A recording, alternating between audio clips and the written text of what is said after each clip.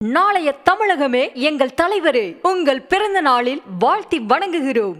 ராஜேஷ், தொடர்ச்சியாக இந்து முன்னணி மாநாடு அப்படின்னு சொன்னாலும் கூட இதுல முழுவதுமாக பாஜக தான் இருக்கு, செயல்பாடுகள் எல்லாமே பாஜக தான் மேற்கொள்றாங்க அப்படின்றத சொல்றாங்க. இல்லை, அடுத்த கட்டமாக அதிமுகவினுடைய நிலைப்பாடு என்னவாக இருக்கிறது? அதிமுகவுக்கு உண்மையிலேயே விருப்பம் இருக்கோ இல்லையோ, அவர்கள் இது போன்ற நடவடிக்கைகளில் பங்கெடுக்கிறாங்க, அதை அவங்க ஒத்துப்போக வேண்டிய நிலை இருக்கிறது அப்படின்ற பார்வையை பத்திரிகையாளர்கள் முன் வச்சிருந்தாங்க. அதிமுகவை பொறுத்த வரைக்கும் கடந்த காலங்களில் அவர்களுடைய செயல்பாடுகள், இப்போ பாஜக கூட்டணியினோட இருக்கப்போ இந்த செயல்பாடுகள், இதன் மூலமாக அதிமுகவுக்கு ஏற்படக்கூடிய தாக்கங்கள் என்னவாக இருக்கும்? கௌதமி, இந்த விஷயத்தை பொறுத்தவரையில குன்றம் காக்க கோவில் காக்க என்ற அந்த தலைப்பிலே தான் இந்த மாநாடு நடத்தப்படுகின்றது. எனவே இது குன்றத்தை காப்பதற்காக மட்டுமா, அல்லது தங்களுடைய அரசியலை, தங்களுடைய அரசியல் செல்வாக்கை மீட்டெடுப்பதற்கு அல்லது உருவாக்குவதற்கான ஒரு மாநாடா என்பதுதான் தற்போது பேசுபொருளாக மாறி இருக்கின்றது.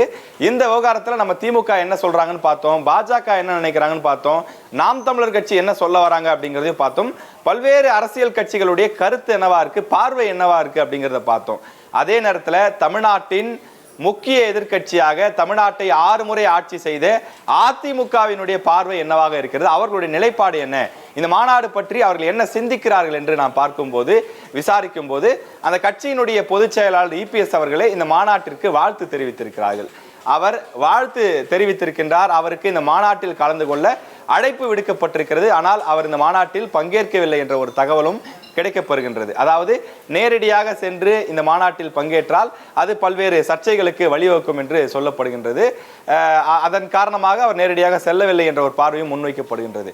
அதே நேரத்தில் அவர் வாழ்த்து தெரிவித்த, அவர் பேசிய ஒரு காணொலி இந்த மாநாட்டில் ஒளிபரப்பு செய்யப்படும் என்ற ஒரு தகவலும் கிடைக்கப்பெறுகின்றது. இந்த மாநாட்டை பொறுத்தவரையில் நாம் பல அரசியல் கணக்கீடுகளை பேசி வருகின்றோம்.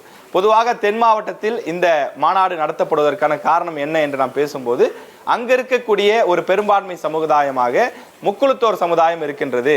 எனவே இதற்கு முன்பு முக்குளத்தோர் சமுதாய வாக்குகள் என்பது பல ஆண்டுகளாக, பல காலங்களாக அதிமுகவை நோக்கி தான் வந்திருக்கின்றது.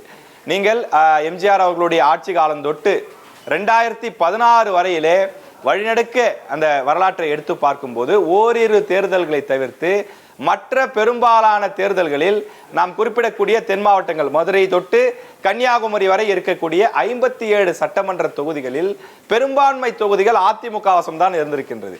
நாம் சொல்கின்றோம் தமிழ்நாட்டை 6 முறை அதிமுக ஆட்சி செய்ததென்று.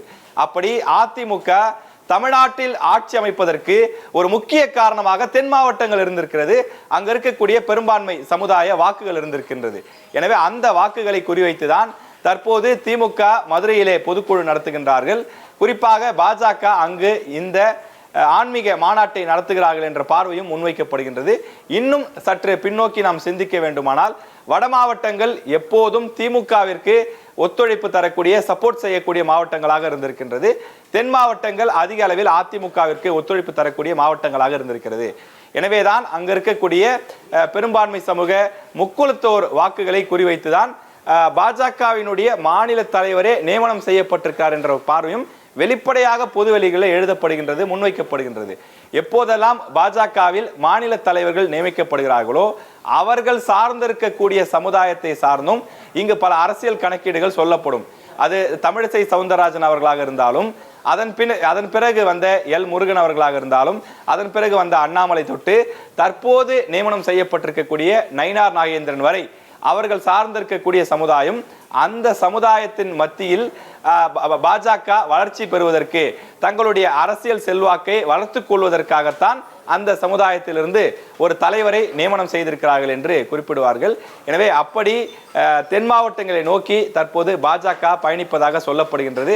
இதன் காரணமாக அதிமுக பாதிக்கப்படக்கூடிய ஒரு சூழல் இருப்பதாகவும் ஒரு பார்வை முன்வைக்கப்படுகின்றது. ஏனென்றால் ஏற்கனவே ஓபிஎஸ், டிடிவி தினகரன், சசிகலா ஆகியோர் அதிமுகவிலிருந்து வெளியேற்றப்பட்டிருக்கக்கூடிய நிலையிலே அவர்கள் சார்ந்திருக்கக்கூடிய முக்குளத்தோர் வாக்குகள் தற்போது அதிமுகவிற்கு பெருமளவு கிடைப்பதில்லை என்பது 2021, 2024 அதே போல நடைபெற்று முடிந்த உள்ளாட்சி தேர்தல் அந்த புள்ளி விவரங்களை பார்க்கும்போது தெரிகின்றது.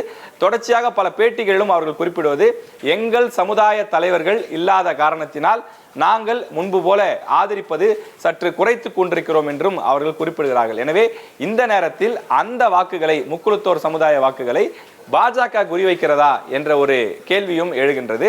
வழக்கமாக பாஜக மீது சொல்லக்கூடிய ஒரு விமர்சனம், இந்தியா முழுவதும் இருக்கக்கூடிய விமர்சனம், அவர்கள் யாருடன் கூட்டணி அமைக்கிறார்களோ அந்த கட்சிகளை விழுங்கி செரித்து விடுவார்கள். அதாவது யாருடன் கூட்டணி வைக்கிறார்களோ அந்த கூட்டணியை இரண்டாக உடைத்து அந்த கட்சியிலிருந்து ஒரு தலைவரை உருவாக்கி தங்கள் பக்கம் அவர்கள் கொண்டு வந்து விடுவார்கள்.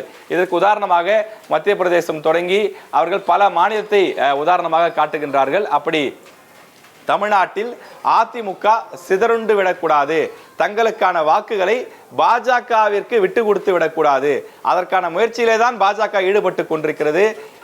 அதிமுக கவனமாக இருக்க வேண்டும் என்பது அரசியல் நோக்கர்களுடைய, அதிமுகவை விரும்புபவர்களுடைய எண்ண ஓட்டமாக இருக்கின்றது. அதே நேரத்தில் இபிஎஸ் ஒரு தெளிவான தலைவர், அப்படியெல்லாம் பாஜக தங்களுடைய வாக்குகளை இழுத்து செல்வதற்கு அவர் விட்டுவிட மாட்டார் என்றும் அதிமுகவினர் தைரியமாக அவர்கள் கூறி வருகின்றார்கள். எனவே இந்த விவகாரத்தில் பாஜகவினுடைய கணக்கு பலிக்குமா, அல்லது பாஜகவுடன் இருந்து அவர்கள் வளர்த்தெடுக்கக்கூடிய அந்த வாக்குகளையும் சேர்த்து அதிமுகவே மீட்டெடுக்குமா, மீண்டும் தென் மாவட்டங்களில் அதிமுகவினுடைய செல்வாக்கு ஓங்குமா என்பதையெல்லாம் நாம் பொறுத்திருந்தான் பார்க்க வேண்டும். வரக்கூடிய சட்டமன்ற தேர்தலில் அதிமுகவும் பாஜகவும் சேர்ந்து களம் காண திட்டமிட்டிருக்கக்கூடிய நிலையில் இந்த மாநாடு அதிமுகவிற்கும் சேர்த்து பலன் கொடுக்குமா, இழந்த செல்வாக்கை மீண்டும் மீட்டுக் கொள்வதற்கான ஒரு வாய்ப்பாக இது அமையுமா என்பதையெல்லாம் நாம் பொறுத்திருந்துதான் பார்க்க வேண்டும். நாளைய தமிழகமே எங்கள் தலைவரே, உங்கள் பிறந்த நாளில் வாழ்த்தி வணங்குகிறோம்.